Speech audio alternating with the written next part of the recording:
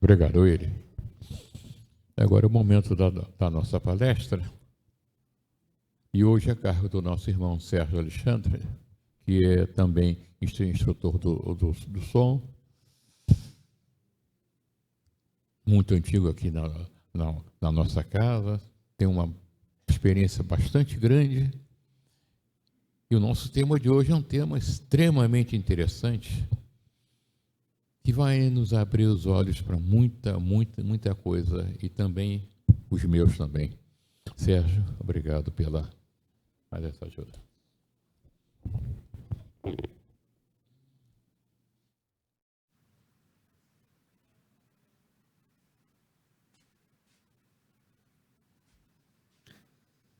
Um bom dia, meus irmãos. Que a paz do Cristo esteja conosco nesse momento, porque hoje nós vamos fazer um pequeno estudo, não é uma palestra. Nós vamos estudar a utilidade providencial da riqueza e a prova da riqueza e da miséria, que está no Evangelho segundo o Espiritismo, no capítulo 16, não se pode servir a Deus e a Mamon. Quando se fala em fortuna e riqueza, é natural que se tenha preconceitos, rótulos daquele que é rico, daquele que possui fortunas. E sempre vamos buscar lá no Evangelho que Jesus dizia que era mais fácil um camelo passar pelo buraco de uma agulha do que um rico adentrar as portas do céu, não é mesmo? Só que, na realidade, se formos estudar mesmo o Evangelho, vamos perceber que Jesus tinha uma isenção, tinha uma autonomia, e de maneira nenhuma ele teria tal preconceito. Ele não iria generalizar. Ele conhecia a alma humana, tanto é que ele visitou Zaqueu, foi à casa de Zaqueu, que era um homem abastado, e percebeu que naquela alma havia uma transformação. Zaqueu demonstrou a vontade de dividir os seus bens com todos aqueles que necessitasse, e que restituiria até 4 vezes mais alguém que ele de alguma forma tivesse causado prejuízo. Então Jesus não foi contra nem um pouco a fortuna, como a nada. Jesus não era contra nada nem ninguém. Jesus não julgava as pessoas. Ele separava a criatura do comportamento que ele estava tendo. Não só em relação à fortuna, como apego a qualquer coisa que se tornasse, viesse a se tornar um embaraço para o objetivo principal da vida. E qual o objetivo principal dessa nossa reencarnação? É a gente aqui realizar as nossas provas, vivermos as etapas que temos que viver, resgatar as faltas anteriores e nos preparar para uma vida melhor. Fazer conquistas, é claro, para uma vida melhor, visando principalmente a vida verdadeira, que é a vida espiritual. E como eu vou pensar na vida espiritual, de viver no plano espiritual, em paz, se eu ainda sou tão apegado aos bens terrestres? Mas esses bens não necessariamente é só o dinheiro. Eu posso ser apegado ao meu corpo, eu posso ser apegado aos meus livros, que representam um estudo, mas eu sou apegado a ele. Eu posso ficar apegado a um afeto, a um coração. Não caminho e nem deixo a pessoa caminhar. Então, quando começamos a entender o que a gente veio fazer aqui, porque a encarnação, projeto inicialmente singular, ele é seu. Sua maior responsabilidade é consigo mesmo. Que aqui viveremos em coletividade, junto a assembleias, ajudando os outros, isso é certo. Mas a minha responsabilidade desta encarnação é comigo, principalmente. Então, eu tenho que começar a reparar o que tem feito a teia de aranha ao redor de mim, que está me prendendo. Porque são essas prisões que a gente acha que está tão desapegado e que na hora de desencarnar vai perceber que não estava. São aqueles pensamentos que ficam obsidiando a nossa mente.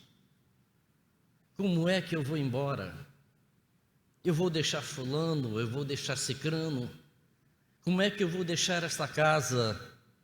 Como é que eu vou deixar o meu cachorro? Qualquer coisa que importe a minha não confiança em Deus. Que quando eu confio em Deus e entendo a minha pequenez, eu sei que eu sou substituível. Eu entendo que de mim mesmo eu nada faço. E o que eu faço é com a graça de Deus.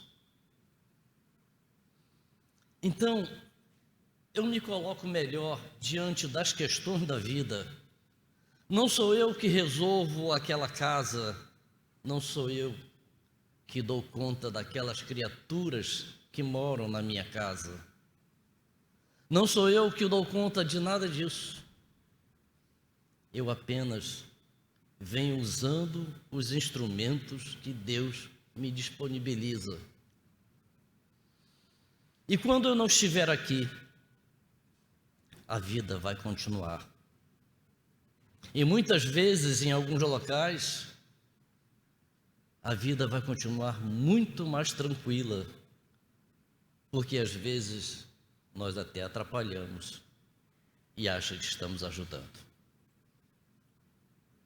Então, quando a gente começa a desapegar da própria ideia que nós temos em relação às nossas importâncias e do que é o apego, então é muito fácil fazer a concepção de apego com a questão material, né?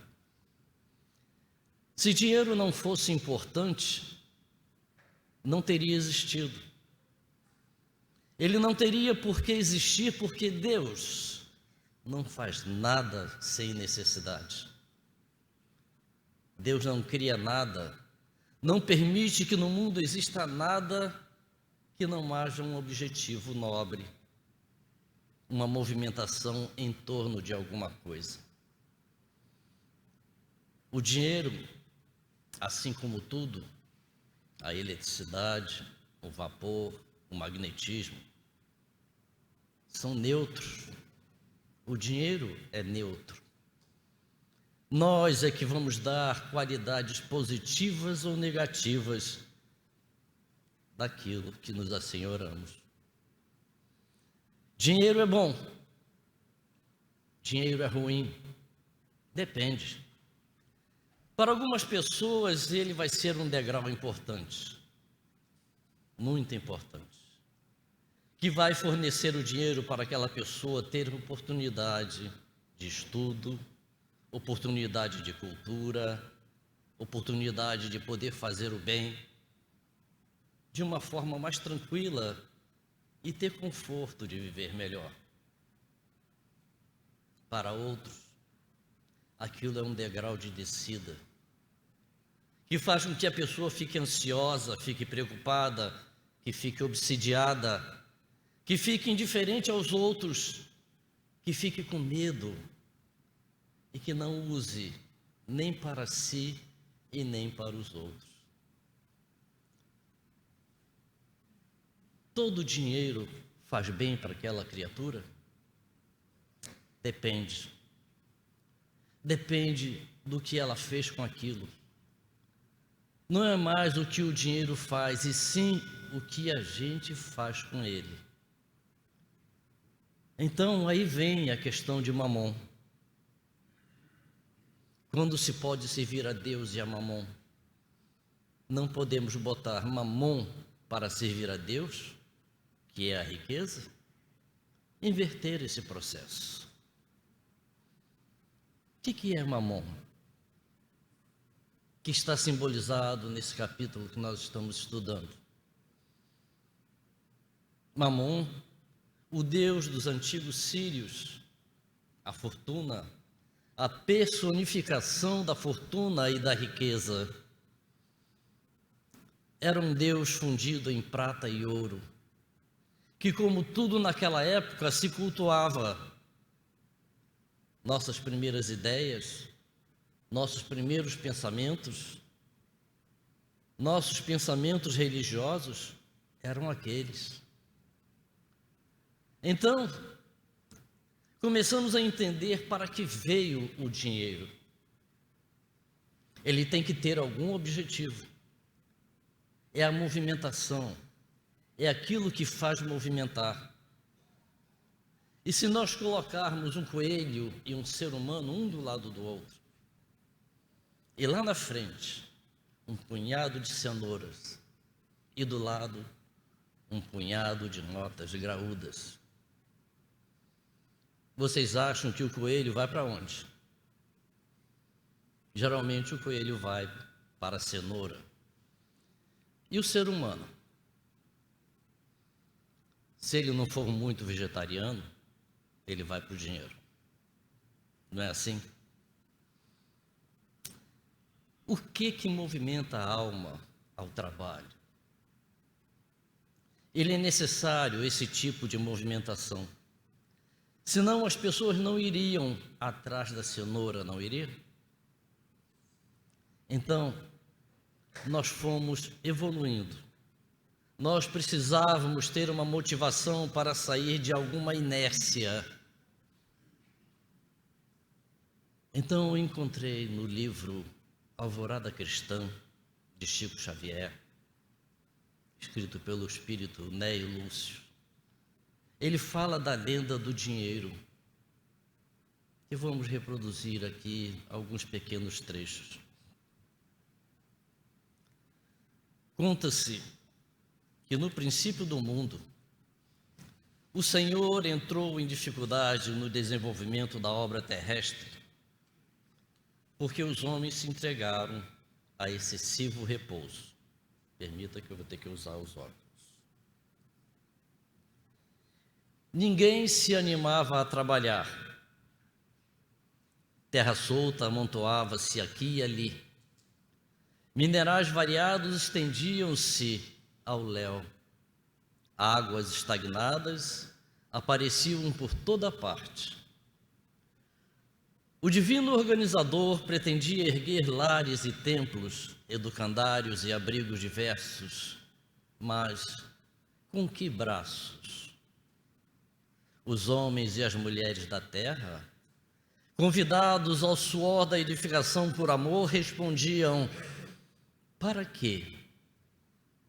E comiam frutos silvestres, perseguiam os animais para devorá-los e dormiam sob as grandes árvores. Após refletir muito, o celeste governador criou o dinheiro, adivinhando que as criaturas presas da ignorância, se não sabiam agir por amor, operariam por ambição. E assim aconteceu. Tão logo surgiu o dinheiro, a comunidade fragmentou-se em pequenos e grandes facções, incentivando-se a produção de benefícios gerais e de valores imaginativos. O Senhor a todos atendeu com alegria. Em breve, olarias e lavouras, teares rústicos e oficinas rudimentares se improvisaram aqui e acolá, desenvolvendo progresso amplo na inteligência e nas coisas. Os homens, procurando dinheiro ansiosamente, a fim de se tornarem mais destacados e poderosos entre si, trabalhavam sem descanso, produzindo todos os tipos de materiais para o progresso. E toda a gente perseguia o dinheiro e guerreava pela posse deles. Vendo então o Senhor que os homens produziam vantagens e prosperidade no anseio da posse, se considerou satisfeito. Meus filhos da terra não puderam servir por amor, em vista da deficiência que, por enquanto, lhes assinala a posição. Todavia, o dinheiro estabelecerá benéficas competições entre eles, em benefício da obra geral. Reterão provisoriamente os recursos que me pertencem e, com a sensação da propriedade, improvisarão todos os produtos e materiais de que o aprimoramento do mundo necessita. Esta é a minha lei de empréstimo que permanecerá assentada no céu. Cederei possibilidades a quantos me pedirem. Todavia, cada beneficiário apresentar-me-á contas do que houver despendido, porque a morte conduzi-los-á, um a um, à minha presença. Esse decreto divino funcionará para cada pessoa em particular, até que meus filhos, individualmente, aprendam a servir por amor a felicidade geral, livres do grilhão que a posse institui.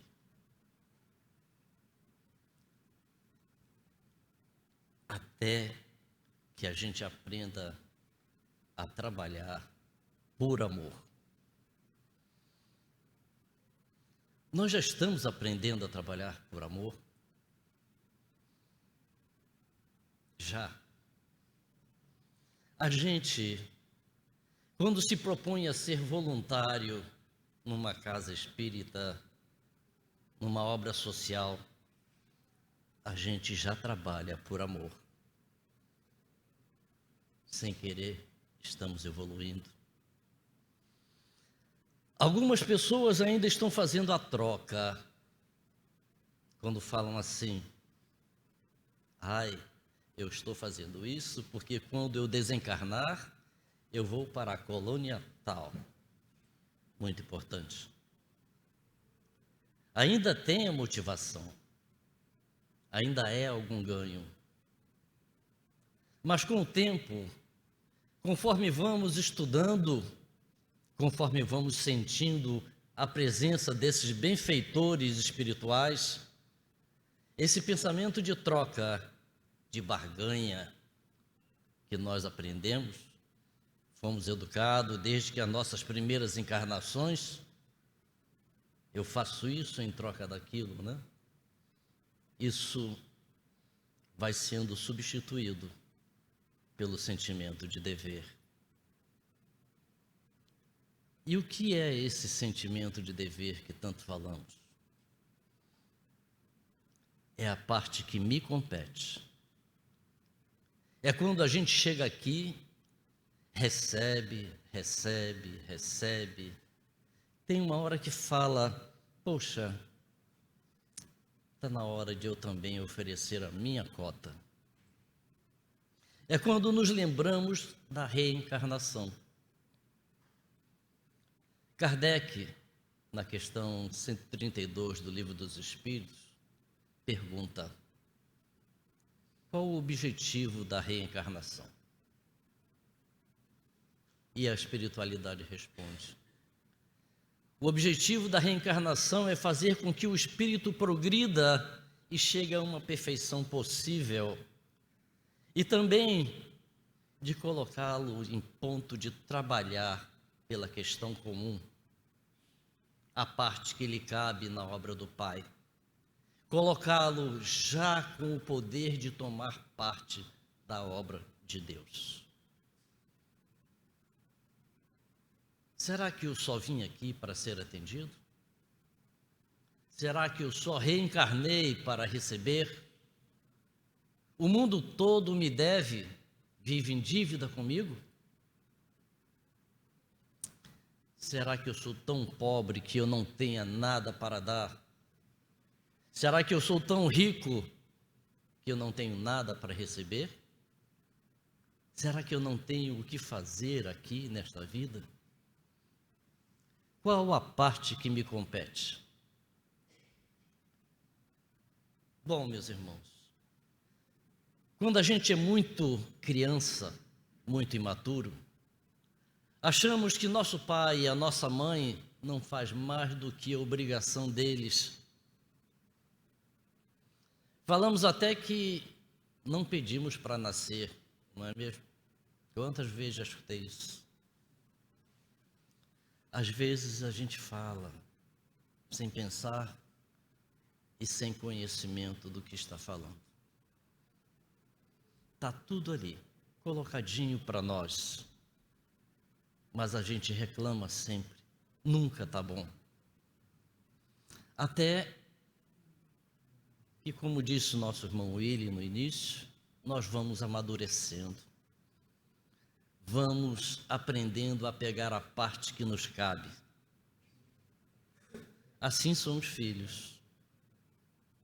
Tem uns que vão pegar nunca, que não vão pegar de jeito nenhum, que vão chegar à idade madura se sentindo mesmo que vieram para ser atendidos, servidos. Ele é um esperto, né? Ele é um imaturo. É o que ainda não conseguiu tomar parte do seu quinhão, da sua parte da herança. Os outros não. Perdão, senhores.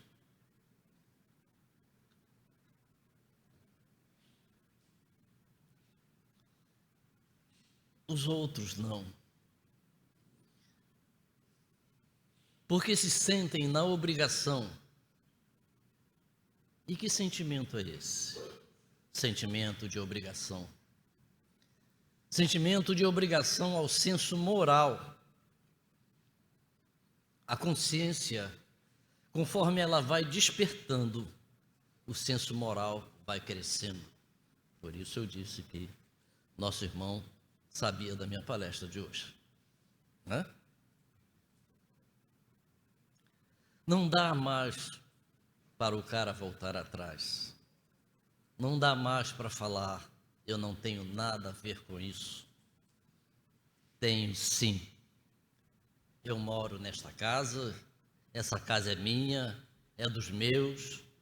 Eu vou me sentir bem quando estiver com ela participando, trabalhando para o bem de todos, que eu entendo que eu não tenho como ficar bem enquanto o meu irmão está mal. Eu não tenho como comer um prato com a minha consciência em paz e tranquila, sabendo que o meu irmão ao lado está passando fome.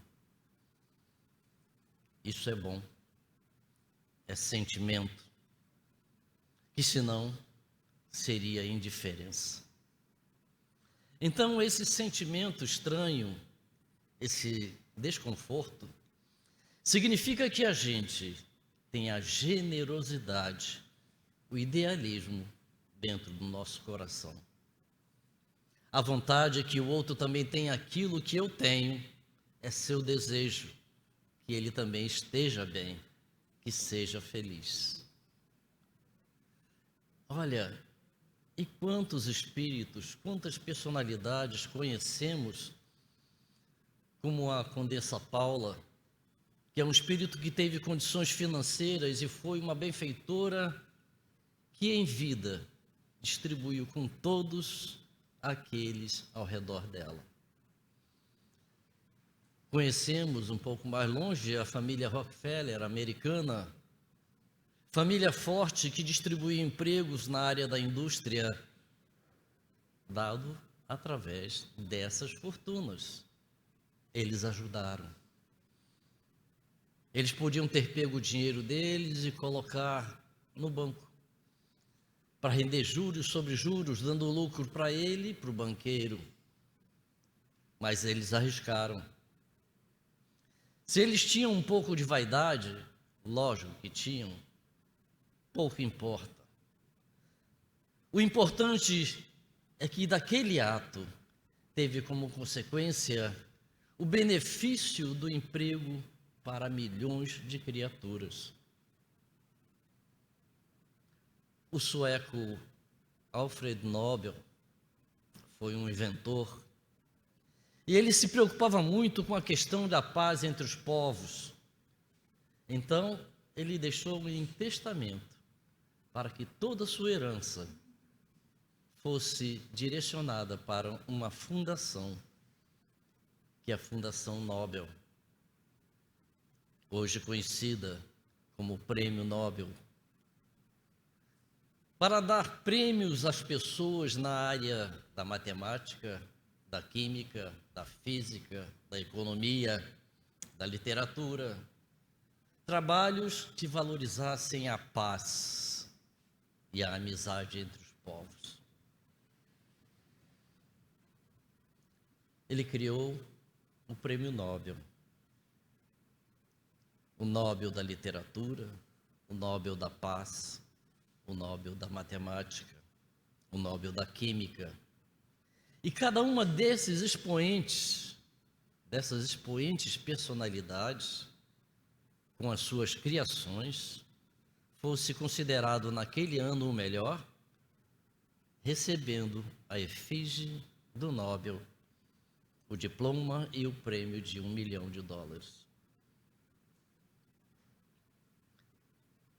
Por que ele estava fazendo isso?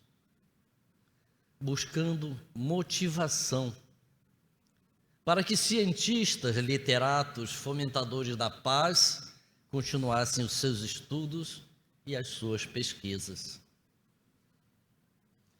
Olha o dinheiro aí, motivando a manutenção do progresso. Quantos pesquisadores colocam suas próprias fortunas para realmente descobrir as questões da célula-tronco? Olha o benefício que todos nós estamos tendo, auferindo diante da questão da ciência. Nós vamos reparar o progresso na área tecnológica, porque tem gente colocando dotações, recursos, o próprio dinheiro do seu bolso, para que isso ocorra. Na questão 815 do Livro dos Espíritos, Kardec pergunta: qual a prova mais terrível para o homem, a da miséria ou a da riqueza? Vejam, as duas são muito difíceis. Cada uma visa um objetivo. Quem passa pela prova da pobreza, da miséria, está vivenciando a resignação e a paciência. Tem que ter muita resignação. Só que da limitação, seja ela qualquer, física ou financeira, São provas de resignação que tem que ter muita paciência. Você vai ver o outro ter e você não tem. Agora, qual o perigo de uma prova dessa? A pessoa fica aborrecida com Deus, blasfemando, acusando Deus de todo mundo, que a vida dela não serve para nada. Se permite um grau de objeção que acaba em degradação de caráter, que pode chegar ao suicídio. Ela não suporta o não ter. Quando ela entender que é a vida dela, a prova dela vai ser aprender a viver com o que ela tem. E a gente lembra que o pão nosso geralmente não falta. Vai faltar aquele queijo de nome difícil. Isso falta.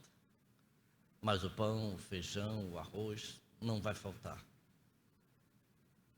No máximo, alguém vai fornecer.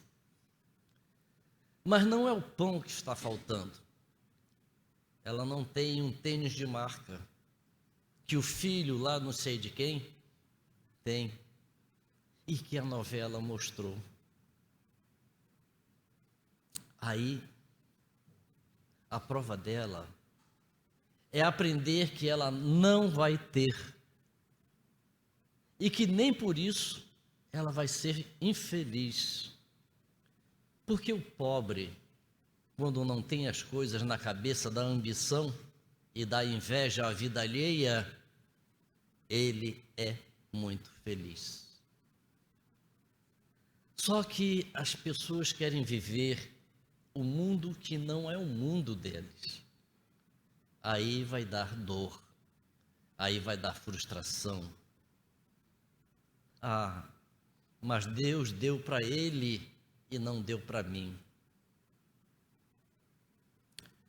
Lembremos-nos, meus irmãos, que cada prova que nós passamos, geralmente fomos nós que pedimos. Porque se naquela prova de pobreza a gente já estava quase pisando no pé do outro, imagina na prova da riqueza. O que vai acontecer, né? Cuidado. Muito cuidado para pedir a prova da riqueza. Se preparem muito.